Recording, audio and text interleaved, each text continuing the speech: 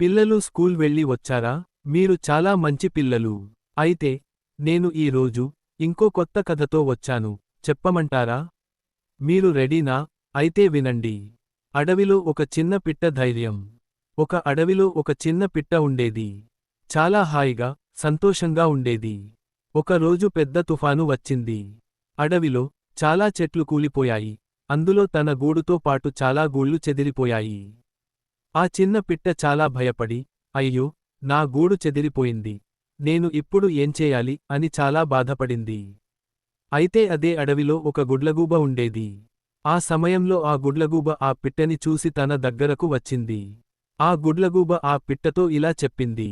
ఓయ్, పిల్లా, అస్సలు భయపడవద్దు. ఈ అడవిలో చెట్లు అన్ని పడిపోయినా ఏం కాదు. ఈ ఆకాశం పడిపోలేదు కదా, ధైర్యంగా ఉండు. ఇప్పుడు మళ్ళీ ధైర్యంగా కష్టపడి ఇంకొక కొత్త గూడు కట్టుకో అని ఆ గుడ్లగూబ ఆ చిన్ని పిట్టకు చెప్పింది. ఆ మాటలు విని పిట్టకు చాలా ధైర్యం వచ్చింది. చిన్న కడ్డీలు, ఆకులు తెచ్చి కొత్త గూడు కట్టడం మొదలుపెట్టింది. ప్రతిరోజూ కష్టపడి దాన్ని అందంగా నిర్మించుకుంది. చివరికి ఆ గూడు అడవిలోనే బలమైన గూళ్లలో ఒకటైంది. ఇలా తన గూడు కొత్తగా నిర్మించుకుంది.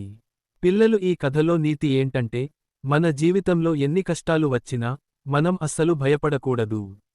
మనలో ఓపిక, కష్టం, ధైర్యం ఉంటే మళ్ళీ కొత్త జీవితం మొదలుపెట్టవచ్చు.